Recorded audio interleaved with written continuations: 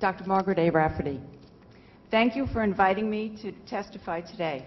As a doctorally prepared nurse educator in continuous practice in New York State since 1975, I wish to emphasize that we simply do not know enough about how the development of unconventional natural gas resources affect human health. Clean air and water are the foundations of our well-being. Contaminating our air and water supply with the toxic chemicals used in this process would compromise these cornerstones of our existence. Pregnant women, infants, children, and the elderly would be especially vulnerable.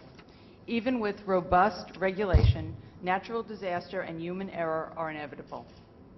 Not enough has been done to study what effect this drilling process has on the health of Americans. Despite calls for more research, funding for the epidemiological studies has not materialized. Meanwhile, some people who live near drilling sites report a host of symptoms, but not one case study appears in the medical literature. No research exists to provide guidance to clinicians.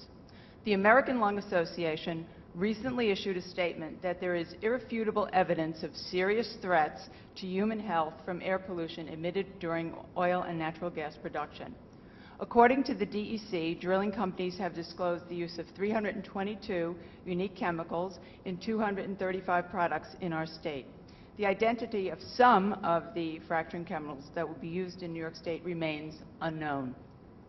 Some of the pending bills require disclosure of the chemicals used in hydraulic fracturing. Full disclosure would help practicing clinicians make diagnostic decisions. Several prominent physicians, including Dr. Bernard Goldstein, a member of the National Academies of Science Institute of Medicine, have demanded full disclosure of these chemicals, some of which are known neurotoxins, carcinogens, and endocrine disruptors. Dr. Theo Coburn, the co-author of one of the few peer-reviewed articles on natural gas drilling, cited a broad range of potential toxicity of the chemicals deployed. Over 75% of the chemicals could affect the skin, eyes, sensory organs, respiratory system, and GI system. 25% could cause cancer and mutations. 37% of the chemicals could affect the endocrine system, and almost half could affect the nervous, immune, and cardiovascular system or the kidneys. Some examples of these chemicals are benzene, toluene, ethylbenzene, xylene, ethyl glycol, glutaraldehyde, and other biocides, hydrochloric acid, and hydrogen-treated light petroleum distillates. To make matters worse, nothing is known about the synergistic effects of mixing hydraulic fracturing chemicals with the metals and radioactive materials that exist naturally in the shale rock. As more health professionals become aware of public health implications of unconventional drilling, many have voiced concerns.